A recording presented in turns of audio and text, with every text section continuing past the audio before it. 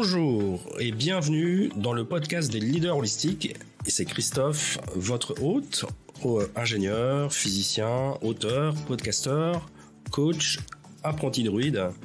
Et aujourd'hui, je reçois Michel de Kemeter, qui nous vient de Belgique. Bonjour Christophe. Salut Michel, enchanté, je suis très content de te recevoir. Mais moi aussi, ravi Christophe de te revoir. Cet apprenti druide que tu es, tu as la tête de l'emploi en plus, donc c'est amusant. Ouais, tout à fait. Alors, c'est pas fait exprès, mais ça a semblé naturel. Alors Michel, on se connaît parce qu'on s'est croisés, enfin c'est plus que croisés. On a passé 3 jours, non ? C'était 3 jours, 2-3 jours, à côté de Reims, pour le congrès fondateur de la Fondation pour le 3e millénaire, avec Dan Loda. Voilà. Et j'ai fait connaissance dans ce cadre-là avec plein de personnes très très intéressantes et très connectées, dont toi. Et j'ai eu envie que ma communauté te connaisse parce que je trouve que tu as un objectif de fond, parce que tu es économiste. Et c'est pas tous les économistes qui parlent comme toi. C'est une couverture en fait. C'est une couverture. C'est une couverture. Économiste, académique, prof, chroniqueur, auteur, tout ça sont des couvertures. Mais bon, notre job, c'est d'amener un peu de conscience dans les couches les plus denses de la société, qui est l'économie. Le choix, c'est l'économie. C'est d'amener de la conscience, du lien, du bon sens. On peut même jusqu'à aller de l'humanité, de l'humanité profonde, et ça va jusqu'à la spiritualité. Et une autre façon de voir les choses, oui. Et c'est ça qui est intéressant. Et moi, ce qui m'intéresse déjà, c'est de savoir comment tout ça a commencé pour toi. Écoute, tout a commencé. Alors, mon chemin personnel de développement personnel et spirituel a commencé en 93, donc ça date, ça fait 30 ans. C'est les premiers, c'était les années 90, souviens-toi, c'est ces années d'un peu de la spiritualité à la carte. C'était vraiment les balbutiements, les explorations, l'énergie, machin. Et ça m'a vraiment ouvert à moi en tant qu'ingénieur, en plus, en tant qu'ingénieur et école de commerce, double, ce fond technico-commercial. Pour moi, c'était du grand n'importe quoi. Et donc, ça m'a ouvert dans les années 90 à d'autres dimensions. Puis voilà, jeune marié, j'ai commencé ma vie, etc. On a commencé à investir en immobilier, faire notre vie, quoi, de jeunes mariés, des enfants, etc. Et en 2001, j'ai eu mon fils qui est né, donc mon deuxième enfant, mon fils qui est né après ma fille. Et là, en 2001, j'ai fait un petit bilan. Je me dis, tiens, j'avais déjà comme hobby investi en immobilier. Souviens-toi ces années folles de l'immobilier où on s'achetait riche en réalité, sans avoir hérité. Nous avons bien travaillé. Et je me suis dit, tiens, si j'arrête tout aujourd'hui, on manquera de rien. C'était déjà un luxe extraordinaire à ce moment-là, parce qu'on avait déjà pas mal d'immobilier comme hobby, comme patrimoine. Et locatif, résidentiel, plusieurs dizaines de biens, et des appartements, des maisons reconstruites, des maisons rénovées, des appartements. Et je me dis, si je continue, ça sera un empire. Dans 20 ans, ce sera un empire. Puis je me suis posé la bonne question, est-ce que je veux créer un empire immobilier ? Et donc gagner beaucoup d'argent, est-ce que c'est pour ça que je suis venu sur cette planète ? Et puis j'ai regardé cet enfant, je me dis, j'ai pas envie que dans 20 ans, mon fils, Jean-Axel, me dise, papa, tu sais quoi, merci pour l'argent, mais en fait, ça m'intéresse pas. T'as rien fait pour nous, t'as rien fait pour notre avenir, t'as rien fait pour la planète, t'as rien fait, t'aurais pu. Tu as le CV pour, tu aurais pu quand même un peu réfléchir sur le fond, sur ce modèle qui a finalement détruit l'environnement et détruit l'humanité et détruit l'économie dans la foulée, parce qu'on voit aujourd'hui les fondamentaux économiques ne sont pas bons aujourd'hui. Et donc là, en 2001, j'ai fait ce volte-face en disant, OK, bon, j'arrête de m'acheter riche et je vais investir un peu ce que j'ai gagné dans la réflexion de fond sur c'est quoi l'économie, comment fonctionne l'économie, c'est quel modèle, comment est-ce que l'humain se retrouve là-dedans ou se perd là-dedans et pourquoi il se retrouve, pourquoi il se repère. Revenir à la base. Et puis tout a commencé comme ça, en fait, avec ce face-à-face avec soi-même, ma raison d'être cette planète et ce futur écho que je recevrai ou pas, donc de mon fils, qui est maintenant, je te rassure, complètement dans l'aventure avec nous, et ainsi que ma fille d'ailleurs. Voilà, ça a commencé comme ça. D'accord, c'est une vraie aventure familiale. Comme quoi les enfants, ça a un vrai moteur à se remettre en question, en fait. Tout à fait. Et le plus beau, c'est quand ils deviennent partenaires de réflexion. Et il se fait que le hasard de l'agenda sont particuliers, parce que la semaine dernière, il s'est passé 2 choses très importantes. Ma fille a sorti un album qui s'appelle « Je suis ». Un album, mais elle chante. Alors, ça n'est pas anodin, « Je suis ». Ma fille qui a 26 ans, on est sur le « Je suis ». Pour moi, c'est le plus... C'est vibratoirement ce qu'il y a de plus élevé. C'est je suis, je m'assume, mais je suis relié au tout. Et elle a fait son concert de release, de son album. 400 personnes, sold out. Et c'était une bénédiction, une guérison collective. Ce n'était pas un concert. Donc elle est dans la suite de mon travail, c'est d'amener tout ça vers les gens.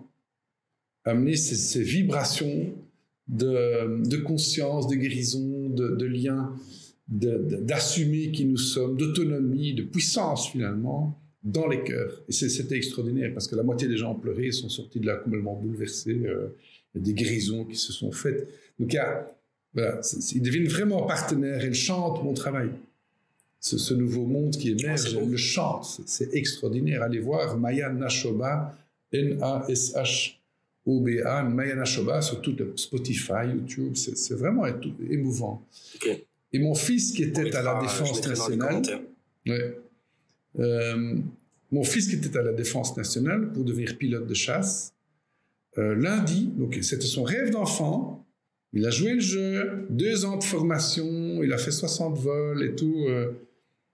Lundi, arrête, abandonne cette carrière pour faire autre chose. Donc c'est un garçon qui a 22 ans, il a complètement repensé sa raison d'être, et c'est particulier parce que c'est vraiment dans l'air du temps. C'était le jour de l'éclipse, c'est pas comme si c'est comme s'il y avait comme ça une énergie ancienne de l'économie, de la société, de nos vies, qui se fermait pour ouvrir à des tout nouveaux possibles aujourd'hui.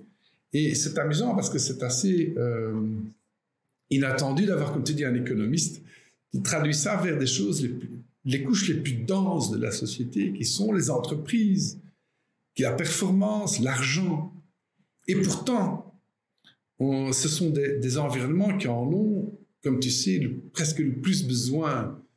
Voilà, ça c'est mon truc, c'est mon sacerdoce, c'est ça. C'est mon combat. Enfin, c'est pas un combat, c'est ma quête. Ouais, je trouve plus joli de mettre le mot quête que combat, même si des fois, il faut prendre son armure de combattant. Et en tout cas, merci pour l'histoire de tes enfants, c'est très, très joli. Et ce que j'aimerais savoir maintenant, c'est comment concrètement, toi, qu'est-ce que tu as créé pour être en accord avec cette envie de répandre de l'amour et de la spiritualité dans le monde de l'entreprise, entre autres. Christophe, tu peux t'imaginer les moqueries et les franches rigolades que j'ai eu droit pendant 2 décennies, Michel, ton humain, personne n'y croit. T'es un bisounours, show me the money, montre-moi l'argent, montre que ça rapporte. Les cynismes, c'est épouvantable. Donc comment remettre l'humain au centre de l'économie, ça a fait rire tout le monde pendant 20 ans. Maintenant, aujourd'hui, ça fait beaucoup moins rire, parce que ces entrepreneurs et ces managers qui aujourd'hui veulent attirer des petits jeunes, ils ne les attirent plus avec venez, faites que je gagne beaucoup de fric et on va vous pulvérisés au travail, ça ne marche plus, on n'attire plus les bons. Du coup, dans l'ordre, Christophe, il fallait assumer cette valeur de base, cette philosophie de base qui était on va remettre l'humain et surtout sa puissance d'épanouissement, d'accomplissement au cœur de l'économie, de la création de valeur. Dans le sens étymologique du terme, l'économie, c'est la gestion de la maison. Comment on gère la maison, comment notre civilisation gère tout ce qu'il y a dans la maison et autour de la maison, sa planète. Et si on met la puissance de l'humain créatrice, sa puissance créative, sa puissance de collaboration, sa puissance entrepreneuriale, sa puissance d'innovation au centre, eh bien, on est évidemment ouvert à beaucoup de très bonnes surprises. Si on n'est pas capable de le faire, eh bien, on va continuer à broyer des humains au service d'agendas d'accumulation de pognon sur des comptes en banque, dans les îles où on va payer le moins possible d'impôts. C'est le modèle. On extrait la philosophie de base de l'économie aujourd'hui. C'est quoi? Le problème, ce n'est pas l'argent, ce n'est pas le capitalisme. Le problème, c'est le modèle. On va extraire de la valeur de la planète sans rien rendre en retour, sans faire attention de comment on extrait de la planète, que ce soit l'agriculture, on le voit aujourd'hui, on a réussi avec l'agriculture. L'agriculture est le plus gros problème environnemental aujourd'hui de l'Occident. Oui. Extraire les minéraux, surtout maintenant, sans rien rendre et sans faisant gaffe à comment on traite les gens qui font ce travail, extraire la valeur des humains en les broyant au passage. Moi, je vois des petits jeunes ici qui débarquent au bureau, qui sont déjà en burn-out avant 30 ans. T'imagines, fallait le faire quand même. Une personne sur deux aujourd'hui est atteinte. Stress, burn-out, dépression, maladie chronique, enfin, c'est plus qu'une personne sur deux. Et pour transformer la nature et les humains en argent, en veillant bien à payer le moins possible d'impôts et en accumulant ça j'appelle ça des métastases, ce sont des comptes en banque qui ne servent à rien sur des comptes en banque dans les îles. Alors, l'argent n'est pas un problème, on en fait ce qu'on veut, c'est comme une arme à feu. Tu peux utiliser une arme à feu pour protéger, une arme à feu pour tuer.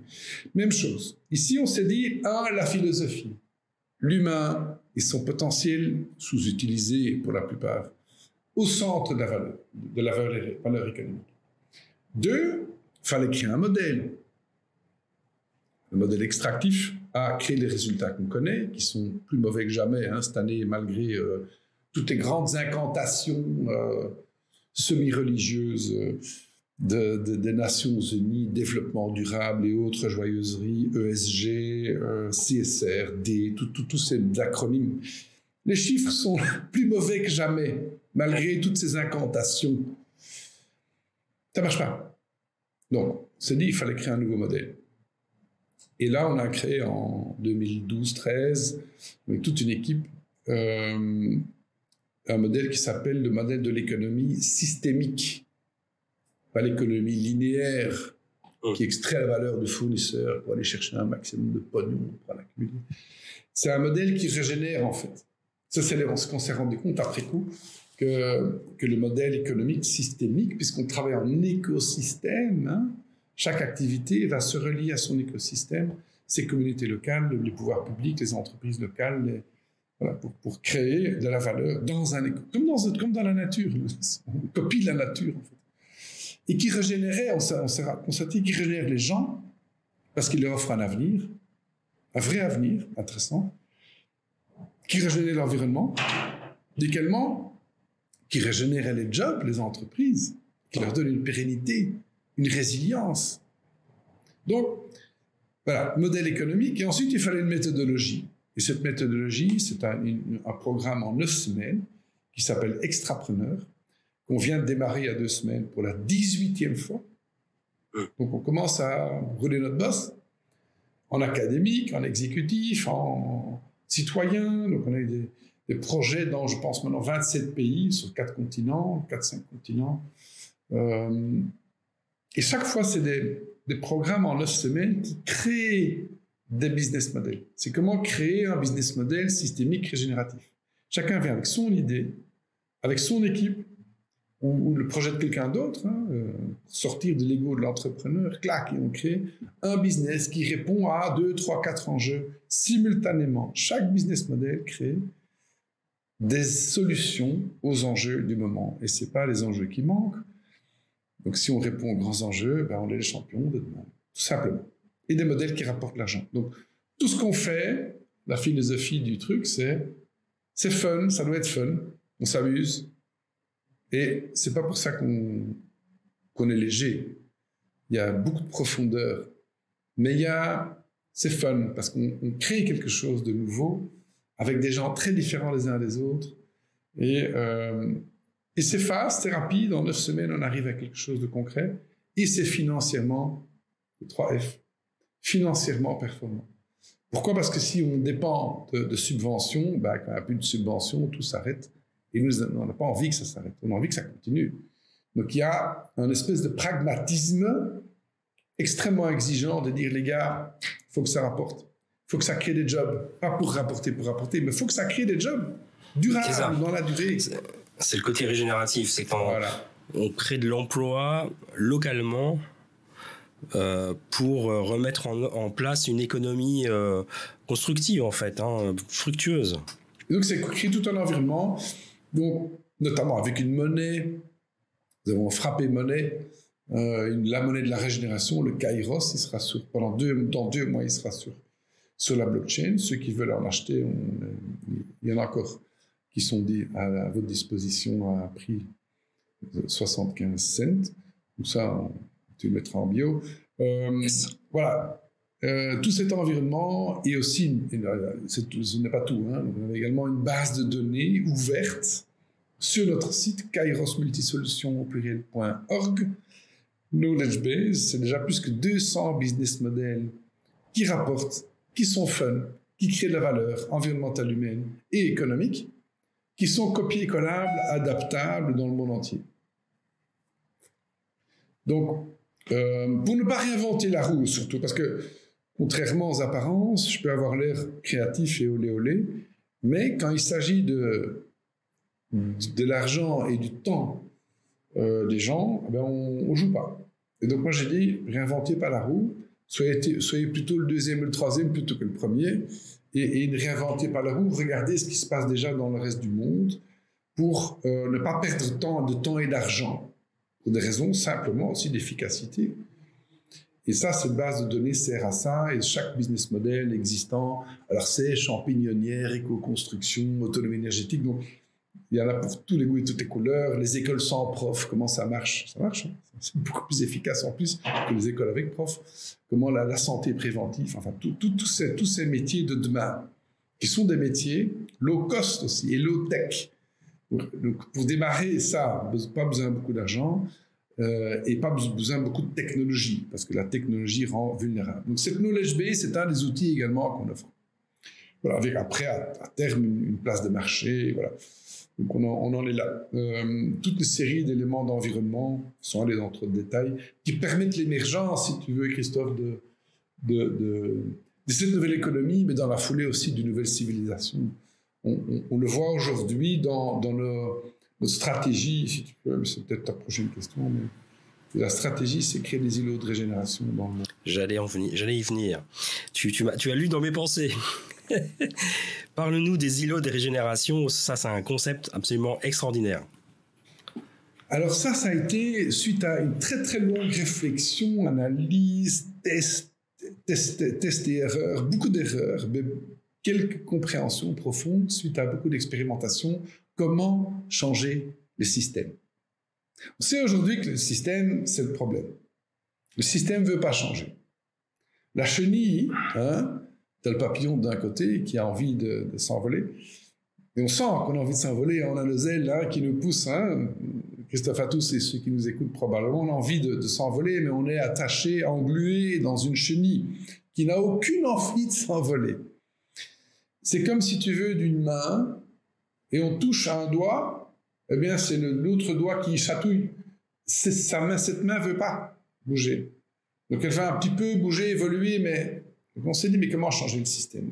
En faisant beaucoup de recherches, on s'est dit, mais ça c'était amusant parce que le capitalisme au Moyen-Âge, a commencé dans des poches, des espèces de poches, donc des terrains, des zones géographiques en dehors des villes, autour des villes.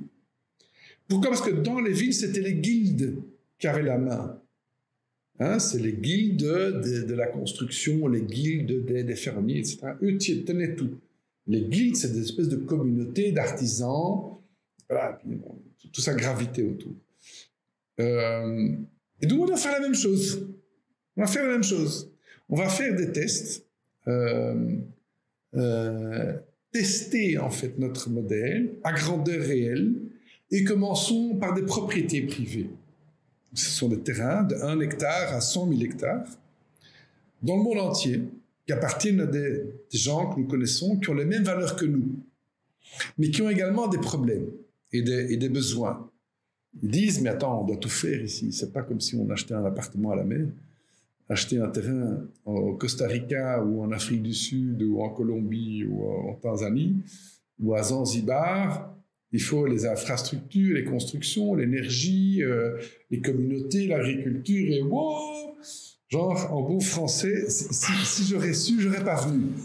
C'est ça, c'est énorme. Donc le rêve très souvent vire au cauchemar, tellement le rêve est grand et tellement c'est complexe. Du coup, qu'est-ce que nous offrons à ces propriétaires de terrain? Une vision, rejoignez ce réseau d'îlots de régénération dans le monde. Il y en a partout dans le monde maintenant, déjà on en a une petite centaine aujourd'hui, des qui sont plus avancés que d'autres. Nous sommes en train de faire d'ailleurs, qui se fait un inventaire, c'est un peu un scoop, d'îlots de régénération dans le désert et dans des zones hyper arides. Parce qu'on veut savoir comment ils font avec leurs semences, comment ils font avec l'eau, parce qu'on a des gros projets au Moyen-Orient également qui vont démarrer et on veut en apprendre plus. On trouve des gens et des projets extraordinaires qui recréent des biotopes. Tu dis, dans des endroits, tu dis, jamais ça va marcher. Eh bien, des îlots de régénération, on va sur cette même valeur de l'humain qui prend sa place sur la planète, une place responsable. On dit, on va, en anglais, to take care about the mother. Comment on dirait ça en français de pas soigner la terre, mais respecter la terre et to care, c'est curieux. Comment on traduit ça en français? Prendre soin. Comment? Prendre soin. Prendre soin. Prendre soin de la maman. La terre, c'est notre maman à tous, quoi, en quelque sorte. C'est la mère nourricière, ouais. C'est la même énergie. Et dans certaines cultures, nous respectons la maman dans les familles. Dans notre culture occidentale, les mamans, elles sont emmerdantes. On tâche de les mettre sur des... Pas tous, hein, mais dans des hauts, mais dans des EHPAD. Non, il y a certaines cultures qui respectent la maman. Nous apprenons énormément de ces cultures-là, Afrique, Amérique latine, et qui vont régénérer, retrouver des façons de remettre la vie, l'abondance, en donnant un petit coup de main à la nature. Et l'idée, si tu veux, pour changer le monde, pour aider à régénérer le monde, l'humanité, l'économie, c'est de dire, mais finalement, si on se limite à quadrupler le nombre d'îlots de régénération, en nombre et dans la foulée, le nombre de projets sur chaque îlot, le nombre de personnes impliquées dans chaque îlot, quadrupler tous les 6 mois, tous les semestres, x4, jusque, eh bien, avant 2030, donc en 2029, on aura réussi à toucher 10% de la population mondiale. Et ça, c'est les chiffres. Hein. Pour l'instant, nous excédons ça depuis 2 ans. Nous sommes au-delà de ça. Pour l'instant, nous sommes déjà sur des projets territoriaux qui sont à l'échelle de provinces entières. C'est déjà beaucoup plus. Mais sachant qu'à mon avis, et alors là, on pourra en discuter, mettez vos questions, vos commentaires, mais je ne pense pas qu'on touchera plus que 10% de la planète. 10% de la population. Je pense qu'il y a encore trop de gens qui sont aujourd'hui dans cette posture, je terminerai là-dessus, dans cette posture de dépendance, d'attendre les solutions du politique, du patron, du patriarche, et qui sont plutôt en mode victime. Voilà, qui sont en mode victime et qui pleurnichent, et qui disent c'est la faute aux autres, Ils ont qu'à, il y a qu'à, et moi d'ailleurs, je veux sauver la planète, et personne ne m'aide, personne ne m'aime. Non, on ne rentre pas là-dedans. On est dans la responsabilité. Qu'est-ce que je peux faire, moi, avec mes 2 mains, en lien avec mes communautés, sur mon territoire? Voilà. Passionnant. Franchement passionnant, j'adore ce concept. Et juste pour être un poil plus concret, est-ce que tu pourrais nous donner peut-être 2 exemples d'îlots de régénération, peut-être un dans une région en Europe, et puis un dans un pays, on va dire, plus en voie de développement, tu vois. Alors, un îlot de régénération, bon, j'ai des quinzaines, des dizaines d'exemples. Hein. Moi, on a des projets chouchous, évidemment. Fais-le toi-même à SBL, à Bruxelles. Un lieu de 1000 mètres carrés pour artistes artisans. Les artistes artisans sont tous des gens qui font leur métier passion, mais presque tous sont sous le seuil de pauvreté. Et en fait, ce lieu, il y en a 70 et... attends, je vais couper cet email qui fait bim bim tout le temps. Comme ça va, on aura la paix. Voilà. Et c'est un lieu où les artistes partagent leurs ateliers, partagent un coworking, font de l'événementiel.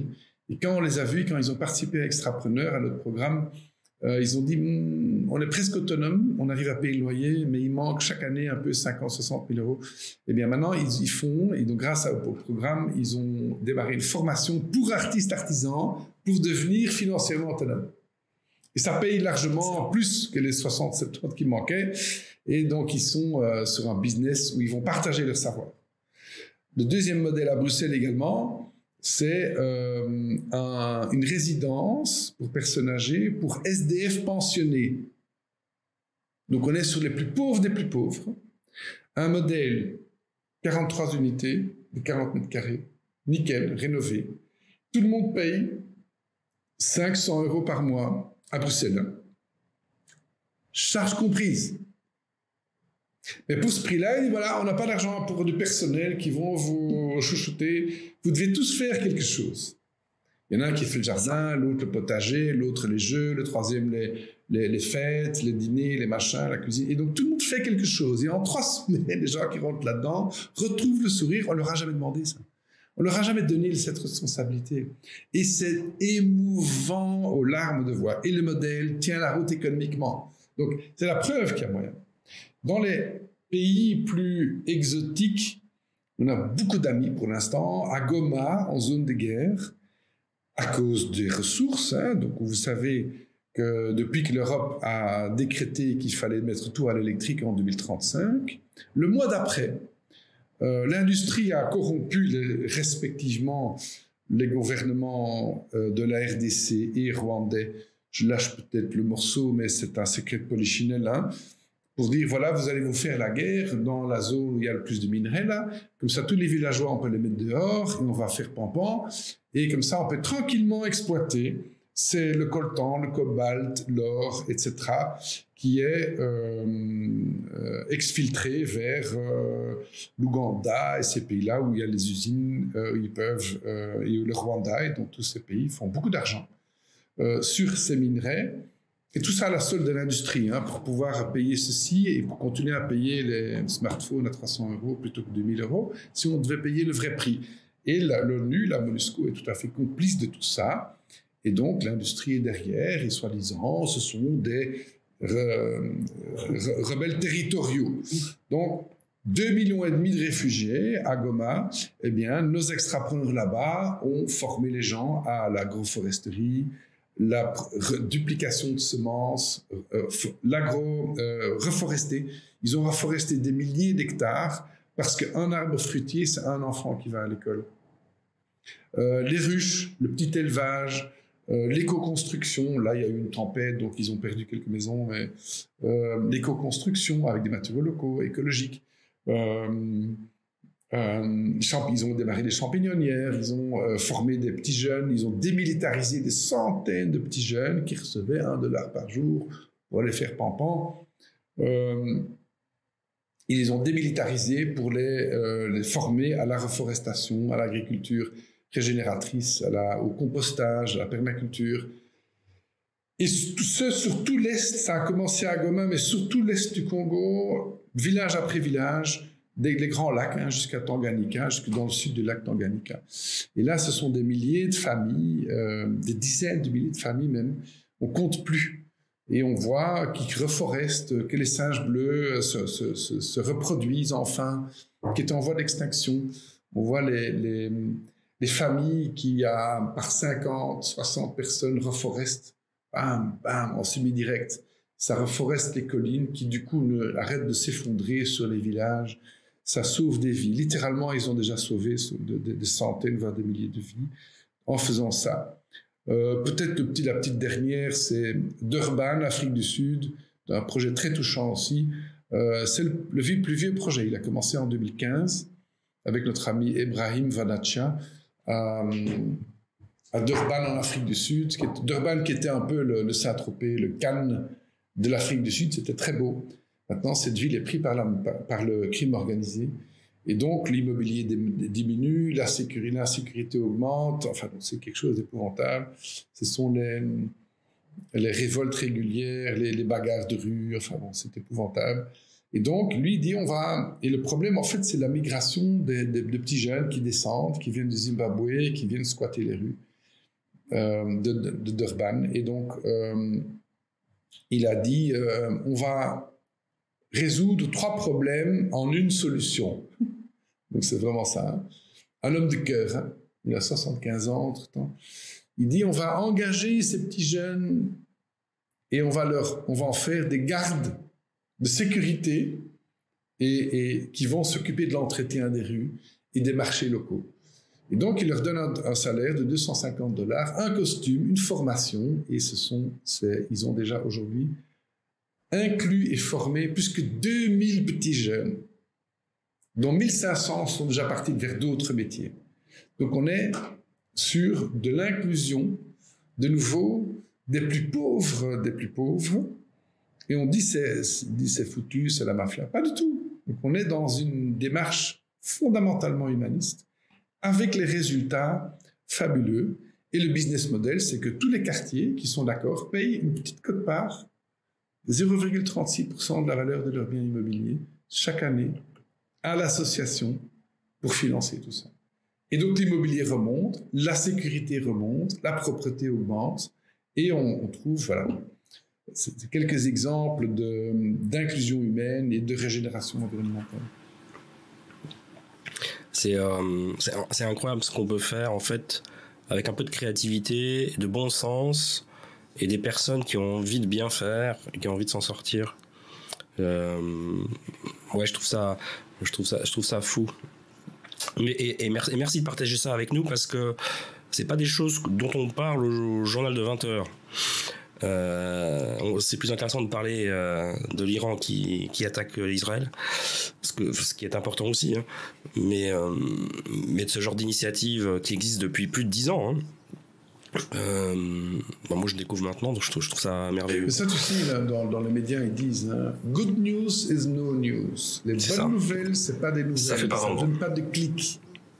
Les gens ne cliquent pas. Ça n'active pas le cerveau reptilien. Donc les bonnes nouvelles ne passent pas. Donc, ça nous demande à nous un effort d'aller chercher et de gratter. Et finalement, j'ai été très fâché sur mes copains journalistes qui voulaient pas relayer nos succès. Ces succès énormes. Ça ne les intéresse pas parce qu'ils doivent vérifier, ils doivent faire des recherches. Est-ce que c'est bien vrai? Combien d'interviews illégales? Donc,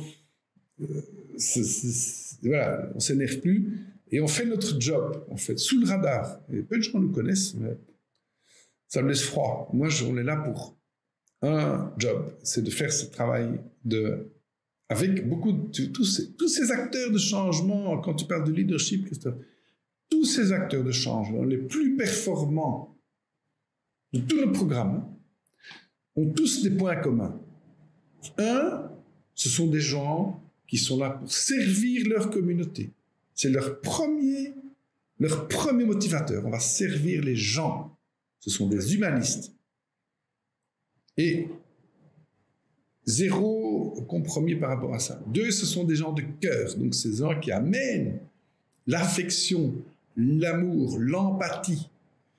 Et ce sont des gens qui ont des mains, j'ai envie de dire, cojones, comme on dit en bon français, qui font les choses. Et qui font les choses d'une façon pragmatique et organisée. Hein, ce ne sont pas des rêveurs. Ce n'est pas des gens qui disent on va sauver la planète, on va sauver Willy et personne ne plonge. Non, il faut y aller pour ouvrir la cage de Willy.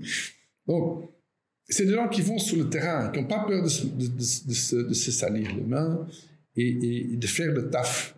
Et ça n'est pas quelque chose de bisounours. Démarrer un business dans ces contextes-là demande du pragmatisme et de l'organisation.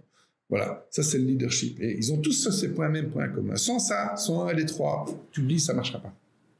Je comprends. Ça fait du sens. Ça fait complètement du sens. Et si je suis un entrepreneur convaincu que je peux faire différemment, mieux, et que économiquement c'est viable, qu'est-ce que je viens te voir? Sur quoi on va commencer à travailler? C'est une bonne question. Alors l'entrepreneur, il y a plusieurs profils d'entrepreneurs. Hein. Tu as quelqu'un qui a envie de créer quelque chose. C'est un entrepreneur futur et potentiel. Ces profils-là, on les invite à venir rejoindre le programme. Alors le prochain programme, alors je ne sais pas quand tu vas poster cette vidéo, mais là nous sommes 2 semaines dans le programme Extrapreneur, mais ou en automne, hein, et c'est de jouer le jeu sous le projet de quelqu'un d'autre. Et il y a une raison très spécifique, c'est de faire le truc pendant 9 semaines, dit je vais apprendre et je vais contribuer au projet de quelqu'un d'autre dans un autre pays ou dans son propre pays. Et donc il y a plusieurs projets, donc tu peux rentrer dans un groupe, alors c'est des groupes WhatsApp, c'est très bien organisé, hein. On peut même le faire à distance, c'est d'apprendre. Parce que le projet de quelqu'un d'autre, il n'y a pas d'ego attaché, c'est important. Ouais, c'est ça. Quelqu'un qui est amoureux de son projet, laisse tomber, c'est difficile. J'ai chaque fois eu des gens, je ne peux pas avec mon projet participer. Chaque fois j'accepte et chaque fois c'est un échec. Parce qu'il y a trop d'ego attaché, trop d'affect. Et donc quand il y a trop d'ego et si on est amoureux de sa propre idée, première idée, on n'arrive pas à pivoter et adapter. Ah non, mais c'était mon idée de départ. J'ai plus le temps pour ça. On est là pour performer. Donc et à la limite, tu prends le projet de l'un, tu le donnes à une équipe de l'autre et on chute le projet, ça va être beaucoup plus efficace. Voilà. Première chose. Ensuite, donc ça c'est ce qu'on dit. Puis après, tu fais ce que tu as envie avec l'équipe que tu as envie. Hein. Une fois que tu sais comment ça marche. Voilà. Deuxième chose, ce sont les entreprises qui ont déjà une opération.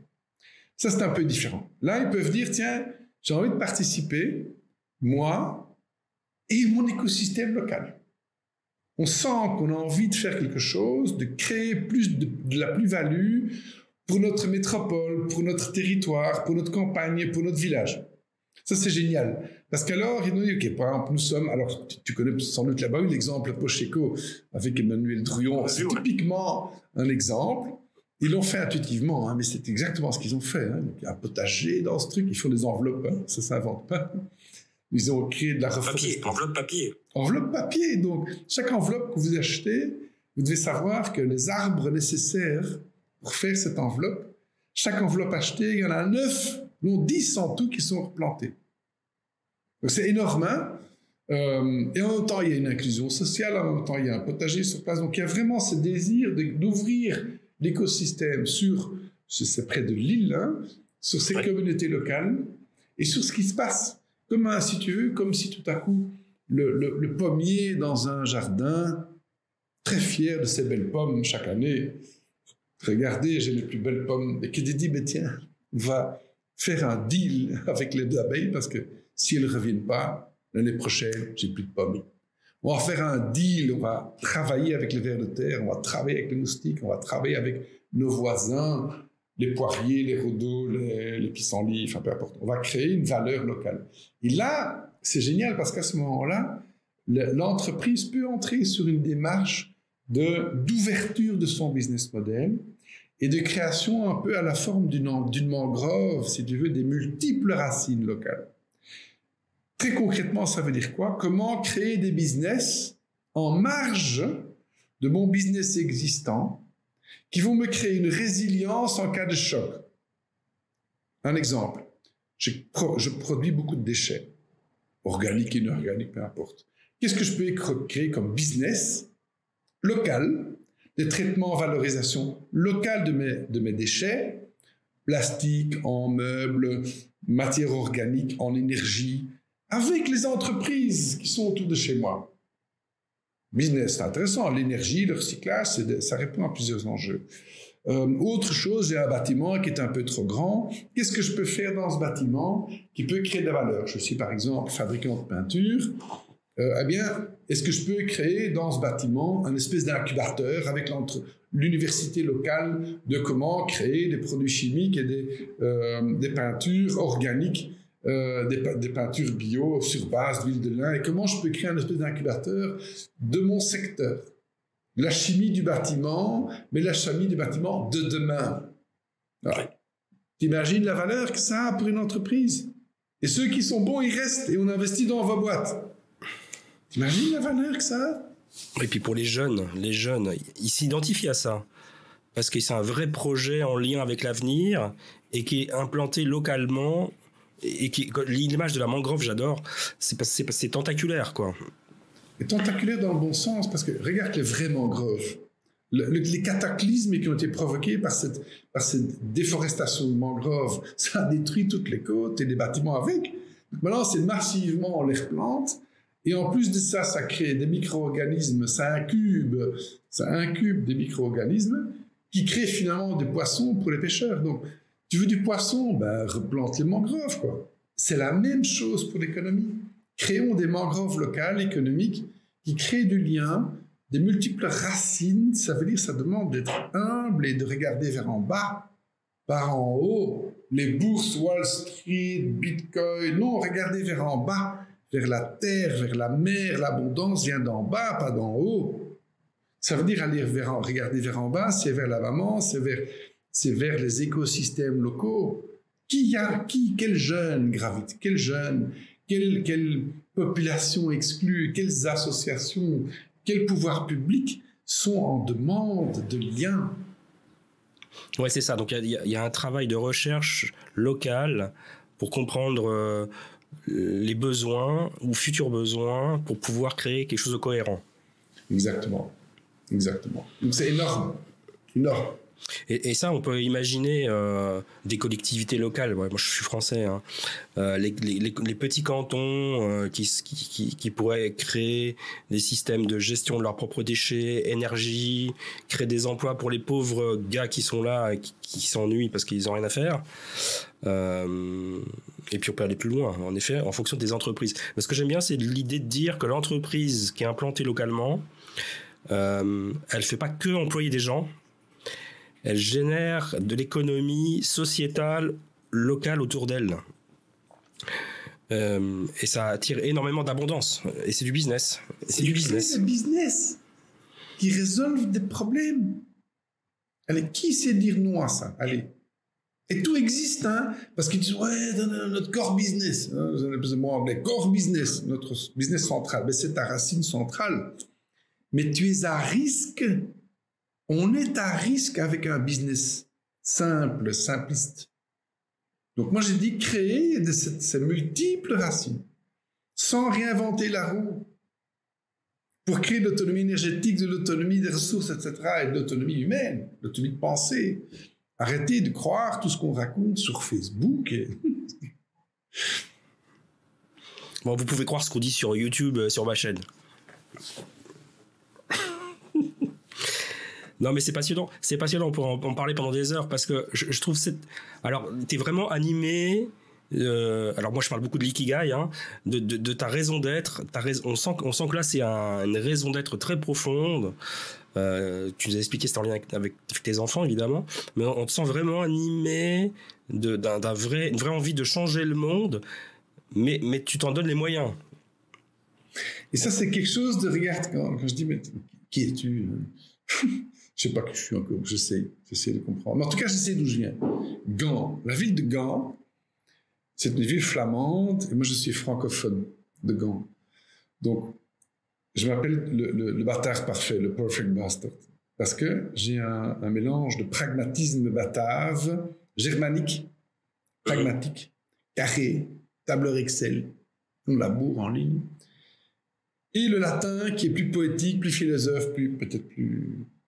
Et le mélange des deux Et c'est extrêmement intéressant parce que on a besoin des deux. Et quelque part, l'Europe, en fait, est séparée entre cette culture germanique, c'est vrai, qui est plutôt des territoires plus froids, plus exigeants, et le latin qui est un peu plus, voilà. Et on a besoin des deux. Donc, il y a le Michel philosophe, j'ai envie de dire, qui rêve d'un monde humaniste, et puis tu as le Michel pragmatique qui veut dire, ok, maintenant on va calculer ici, on va faire la tableau avec Excel, ça rapporte combien, et c'est ça qu'on doit faire en fait. Et c'est pour ça que Bruxelles est une ville intéressante, parce qu'elle est à cheval sur ces deux cultures, avec une sauce anglo-saxonne, et aussi des centaines d'ambassades, et c'est la ville la plus diversifiée au monde, hein, après Dubaï. C'est magnifique. Et donc on est vraiment sur comme une cocotte minute, avec beaucoup d'ingrédients super intéressants en fait, à Bruxelles, parce que tu as tout ce mélange de cultures, et c'est cette porte vers le monde entier d'ici. C'est pour ça qu'on a appelé notre association Club of Brussels. C'est le club de Bruxelles, mais qui est relié vers le monde. C'est joli. Avant de conclure, Michel, est-ce qu'il y aurait un projet ou voilà, un accomplissement dont le truc tu es le plus fier? Alors c'est pas pour flatter ton ego, hein, mais c'est juste parce que voilà, tu te dis vraiment on partait de loin là. Si, je suis le plus fier et qui m'émeut le plus, c'est ce qu'on a fait en Afrique subsaharienne, au Congo, en RDC, dans les endroits où tu n'as pas envie d'aller, en zone de guerre, où les jeunes femmes se font violer, où on extrait les ressources sous leurs pieds, où les gens sont jetés dehors de leur propre maison, de leur propre terre ancestrale, au service de notre industrie. Et quand je vois la puissance, la résilience, le cœur, la créativité de ces gens, et les résultats tangibles et visibles, où on voit qu'on sauve des vies, on crée des activités économiques, on régénère l'environnement en biodiversité, et pas comme les sauvages de crédit carbone qui vont planter de l'acacia sur des milliers d'hectares, hein, en monoculture, hein, tu crées un autre problème là, où ça fait beaucoup d'argent. Non, qui font le taf, qui font le travail, qui vont de village en village, de famille en famille, avec des résultats juste qui dépassent les résultats de toute la coopération européenne à Kinshasa. Là, je pense que j'ai gagné des points de karma. Et alors, je reçois des commentaires du style « Ouais, tu prends les avions pour aller là-bas et ton impact CO2. » Je dis « Quoi ? L'impact CO2, tu veux savoir combien nos extrapreneurs ont déjà compensé? C'est l'équivalent de 6000 familles sur toute une vie. Et toi, il faut rester combien? Qu'est-ce que toi, t'as fait? Ouais. Vraiment, tu sais quoi? Moi, j'ai envie de dire, hein, voyager et découvrir le monde, découvrir les gens extraordinaires qu'il y a dans le monde entier qui font des choses fabuleuses.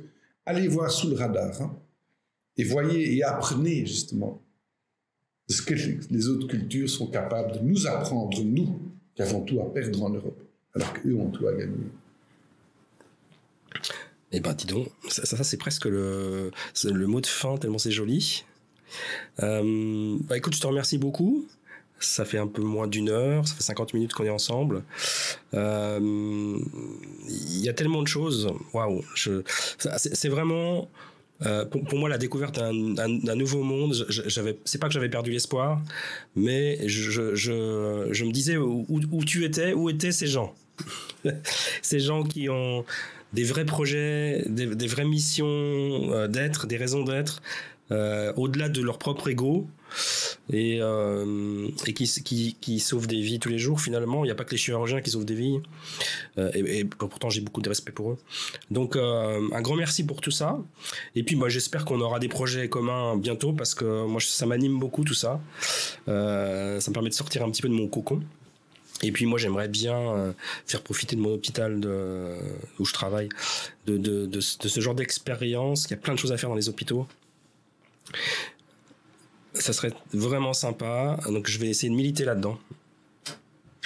Très bien. Et donc tu vois que c'est hyper optimiste, parce que nous sommes en train de construire collectivement, et heureusement nous ne sommes pas seuls, en train de construire cette planète B dont on parle en temps réel, en silence total, mais nous sommes avec aujourd'hui des millions en train de créer cette planète B. Elle est tangible, visible, à nous, à chacun, de décider d'y aller, mais de participer. Voilà. C'est ça, et de pas rester en victime en disant c'est pas ma responsabilité. On est tous responsables.